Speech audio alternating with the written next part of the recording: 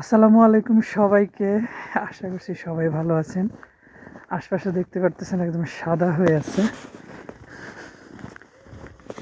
এখন বাজে বিকাল 4টা। সারাদিন বাসার মধ্যেই ভাবলাম একটু তুষারপাতের মধ্যে ঘুরে আসি, নিজের একটু ভালো লাগবে। সারাদিন বাসায় ভালো লাগে না, তো অনেকদিন পর তুষারপাত হয়েছে, প্রায় 1 মাস পর। ভালোই লাগতেছে। কাল দুপুর থেকে শুরু হয়েছে, কাল দুপুরে হালকা ছিল, তো রাতে মোটামুটি ভারী হয়েছে। আমি ভিডিও দিছিলাম হয়তো, এখন একটু বেশি ভারী। সারাদিন তুষারপাত হচ্ছে, এখনও হচ্ছে। এই যে তুষারপাতের স্ট্রাকচারগুলো বোঝা যাচ্ছে, আমি আপনাদেরকে দেখাচ্ছি।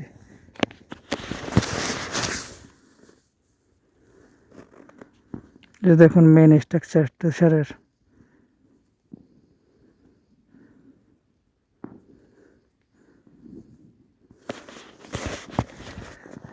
ফোনে ইমোজি দেখে ভাবতাম যে হয়তো তুষারপাতের যে স্ট্রাকচারগুলো ইমোজিতে দেখাচ্ছে ওটা হয়তো আহ, মানুষের কল্পনা করে। এখানে আসার পর বুঝলাম যে ওগুলো কল্পনা, ওগুলো আসলে বাস্তব। যাচ্ছি আশেপাশে একটু ঘুরতে, ভাবলাম আপনাদেরকেও দেখাই। চলুন আমার সঙ্গে। আমার সাথে তো অবশ্যই যাবেন। আমি ফুল প্রোটেকশন নিয়ে বের হয়েছি আজকে। সে হুডি, তার উপর জ্যাকেট, তার নিচে আর একটা হাইনেক গেঞ্জি, তো প্যান্ট পরছি দুইটা, 2 জোড়া মোজা, জুতা। সেই এখানে হয়তো বরফটা সরানো হয়েছে, যে রাস্তার বরফ সরায় নাই আজকে, হয়তো গাড়ি আসে না এদিকে বরফ সরানোর। সে যাই হোক, যাচ্ছি সামনের দিকে। এ দেখুন আশেপাশে ঘরগুলো সব সাদা হয়ে আছে, তুষারপাতে ঘরের চালা।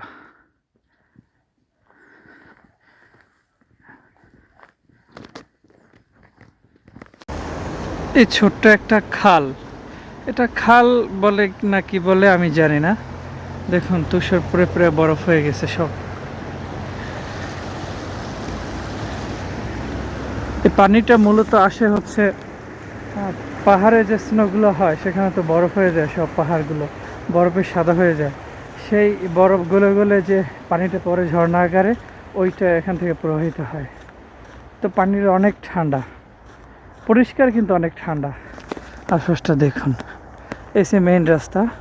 এখানে হচ্ছে গাড়ি চলতে চলতে পানি হয়ে ধূসর কাদার মতো হয়ে গেছে। এই যে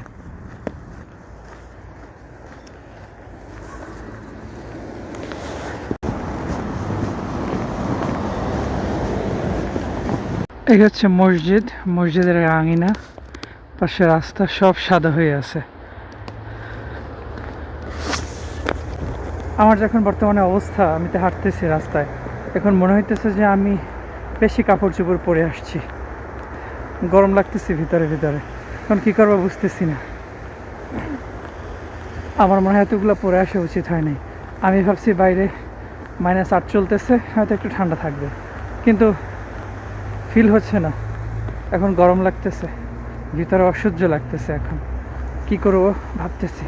এই যে পরিচ্ছন্ন কর্মীরা বরফ সরাচ্ছে রাস্তা থেকে, এখান থেকে সরাইছে আর কি। আমি এখন আছি একটা পার্কের মধ্যে। লুক অ্যাট দিস পার্ক, সব সাদা হয়ে আছে। এই যে একটা রাস্তা, এটা যে রাস্তা সেটাই বোঝা যাচ্ছে না, একদম সাদায় সাদান্বিত। অবশ্যই সাদান্বিত বলতে কোনো ওয়ার্ড আছে কিনা আমার জানা নাই। আমি মাঝে মাঝে এরকমের ভুলভাল ওয়ার্ড তৈরি করে ফেলি।